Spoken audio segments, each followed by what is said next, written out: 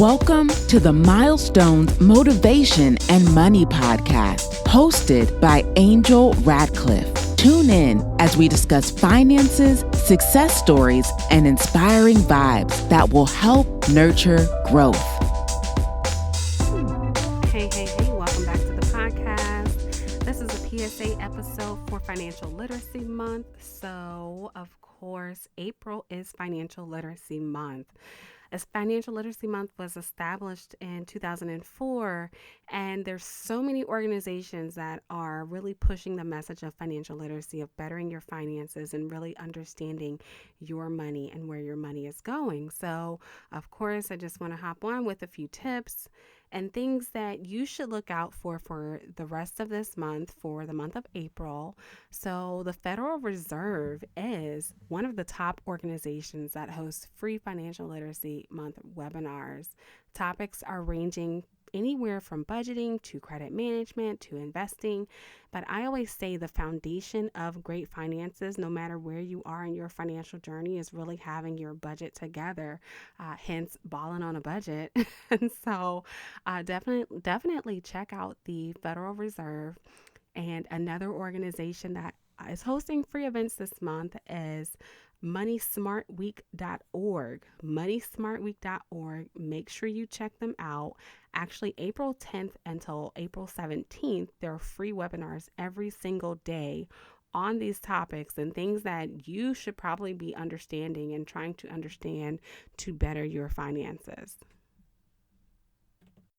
So I want to go over some basic budgeting tips for those who are listening, especially if you have yet to pick up a copy of my book, Ballin' on a Budget, which is available on Amazon and Barnes & Noble. So it's a workbook that really helps you lay out the financial foundation to start your budget. If you're listening to this podcast and you're wondering, what steps do I need to take? As I mentioned, budgeting is the financial foundation. That's the foundation of everything. You don't know how much money you have to invest into your retirement or your stocks until you have a budget, so you can understand what your discretionary income is. So if you're listening and you would like to get started, all it takes is time, patience, and dedication. Trust me. Take out a pen and paper, start writing down what your expenses are, and then you want to track those expenses. So you're going to write down everything that you think that you're spending money on. You then need to categorize all of those expenses. So if you have a light bill, if you have a gas bill, if you're paying for groceries, you're paying your rent or your mortgage or your car payment, you're going to lump all these things into categories. So maybe you want something like home utilities, and you have another such as like food, and maybe that's a combination of eating out plus your groceries. And then you maybe have home expenses. Home expenses can be your rent, your mortgage, your renter's insurance, or your homeowner's insurance, and then anything that's related to that, home supplies, or however you would like to categorize it. So first you need to lay out what you're spending money on, categorize those expenses, and then give yourself a budget for each category, right? So give yourself a certain amount that you would like to allocate out of your paycheck. And when you're allocating the money, you want to remember to do this from your net income. Net income is what you're bringing home after taxes. That is one of the biggest mistakes people make when they are budgeting, because they tend to budget based off of their overall pay. So if you get a new job and you're looking at your offer letter, most people will look at their offer letter and say, hey, I'm making $60,000, $70,000, so I'm going to budget off of this amount. And that's incorrect, because you're not bringing home that amount. You're going to budget based off what is direct deposited into your account or what's on that paycheck. And some people ask, well, should I do a weekly budget or bi-weekly? Set your budget up for a monthly basis. It's trust me, it's an easier process to track. Once you have all of your items on paper, and you have those categories set, the budget allocated, revisit from time to time. The first few months can be rough if you're new to budgeting. So definitely revisit after a month, write down your actuals in another column, see how you did Did you stay close to your budget? Did you overspend? And then once you're really getting good at tracking those expenses on paper and marking your plan versus actual, I always say take it to an electronic version. Some people use Microsoft Excel. I prefer the Mint app, MINT. So it's a free app that you can download to track your budget. You do need to set it up online, mint.com, MINT.com. I will also post a link in the show notes. No, I am not getting paid to say this. I've been using the app for over 10 years. It's amazing. But again, there are several budgeting apps out there. So check them out.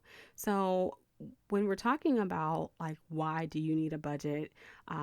There's so many reasons. And I just actually had this conversation with someone the other day. I said, poor financial management, not only is it the number one reason that small businesses fail, because people who are consumers go into entrepreneurship and they want to start a business, and several people can't maintain their personal finances. My motto is, hey, if you can't maintain your personal finances, how can you maintain that of a business? But when we're talking about in our personal relationships, poor financial management is the number one reason for divorce, the number one reason for breakups. It outweighs infidelity. And so many people argue with me on that point. Google it. Google it. But not only for those two reasons, but for sound of mind, to really be at peace, not have that stress in your life, and understand where your money is going. When you understand where your money is going, you have power over everything, believe me. And then once you're getting good at this whole budgeting thing, you're going to rinse and repeat. It's like washing clothes, right? Rinse and repeat every single month. And then once you're building up that emergency fund, which is also another reason why you need a budget, you're going to think about 3 to 6 months of expenses. I always tell people think further ahead than that 3 to 6 months, because you never know what can happen. You never know what the economy can look like, how long it can take you to find a job if you do lose your job, or what type of emergencies come up. And I like to reference COVID. So if we think back to March of 2020 and we think back to so many people who were being laid off and they lost their jobs, several people are still unemployed. And right now, April 2021, so a whole year that people have been unemployed. So I'm pretty sure they've exhausted whatever emergency fund that they've had. And statistics wise, there's so many people who don't have an emergency fund. There's over 70% of people in this country who do not have $1,000 saved for an emergency. So for those of you who are listening, don't be one of those 70%. Don't be in the 70%. So you can start changing your legacy today. It just takes the time, again, the patience and the dedication for you to make those right choices in your life to understand and better your finances. So again, this was just a PSA for Financial Literacy Month. If you're listening and you made it to the end of the podcast, I am offering a special on my book, Ballin' on a Budget. Again, it's a financial workbook that I really use in hosting many of my financial workshops. The book is available on my website, missrmba.com, MISSRMBA.com. If you use the code FL for financial literacy, FL month, all one word, you can receive 50% off plus free shipping for the rest of April.